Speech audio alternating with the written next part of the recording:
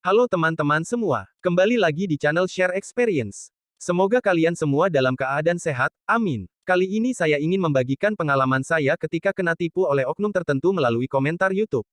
Kejadian ini bermula ketika saya sedang frustasinya karena kalah dalam bermain slot.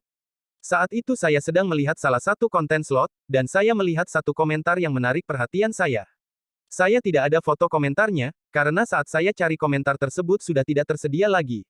Tapi kebetulan di notif saya masih tersedia. Kurang lebih begini isi percakapan saya dengan orang tersebut di komentar YouTube. Pada intinya di komentar tersebut dia mengatakan bahwa dia merasa kasihan kepada orang-orang yang telah kalah dalam bermain slot. Dan dia berkata dia telah membantu beberapa orang mengembalikan uang yang telah hilang dalam slot. Entah karena memang saya bodoh atau bagaimana, saya percaya begitu saja. Dan saya pun meminta dia untuk membantu saya, dengan cara memainkan akun saya. Tanpa pikir panjang saya menghubungi dia via WhatsApp. Begini isi percakapannya. Saya bertanya kepada beliau, apakah dia bisa membantu saya mengembalikan uang saya yang hilang dalam slot senilai 10 juta. Dan dia pun menjawab dengan menyarankan saya untuk beralih situs dan menyiapkan modal sekitar 500.000 atau 1 juta rupiah. Dengan estimasi waktu 10 hari uang saya yang hilang akan kembali. Lalu saya pun bertanya kembali, apakah nanti uang yang saya jadikan modal akan hilang karena kalah atau tidak? Dan dia pun menjawab uang dijamin tidak akan hilang, karena permainan yang dia mainkan adalah bacarat bukan slot. Bahkan dia sempat menyarankan untuk menyiapkan modal senilai 5 juta rupiah dengan estimasi 3 jam modal saya yang hilang akan kembali. Tapi saya berkata tidak ada uang sebanyak itu. Saya bahkan tidak memegang uang sama sekali saat itu. Saya pun kembali bertanya kepada dia, apakah benar di permainan tersebut bisa mengembalikan uang saya yang telah hilang? Saat itu saya berniat untuk meminjam uang teman saya, dan akan saya kembalikan setelah modal saya kembali. Dan dia pun terus meyakinkan saya. Dia berkata bahwa banyak orang-orang yang telah dia bantu, dan mereka minta untuk dimainkan lagi. Tapi dia menolak dengan alasan bahwa mereka telah berbohong. Dia pun terus meyakinkan saya. Saat itu sekitar jam 6 sore. Dia berkata bahwa jam 7 malam dia akan mulai bermain. Dan dia meminta saya untuk menyiapkan dananya. Tapi sayangnya pada saat itu saya belum memiliki dana. Sehingga saya harus mengabaikan tawarannya tersebut. Beberapa jam kemudian dia pun mengirim saya pesan dengan mengirimkan bukti pendapatannya.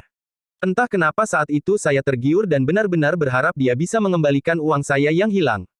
Tanpa pikir panjang saya pun meminjam uang senilai 350.000 rupiah kepada teman saya. Dan saya berjanji akan mengembalikan uangnya di keesokan harinya. Saat itu saya langsung melakukan deposit dan meminta dia untuk memainkan akun saya. Dia pun menyanggupi dan meminta saya untuk tidak mengganggunya beberapa jam saat dia bermain. Dengan perasaan harap cemas saya menunggu kabar dari dia. Lalu, beberapa jam kemudian dia mengabari saya dan berkata bahwa dia kalah dan dia berjanji akan ganti rugi.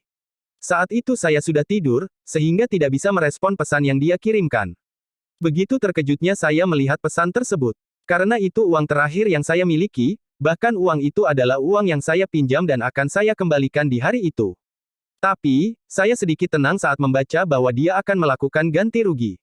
Saat itu saya balas pesan tersebut, namun tidak pernah ada balasan sampai saat ini.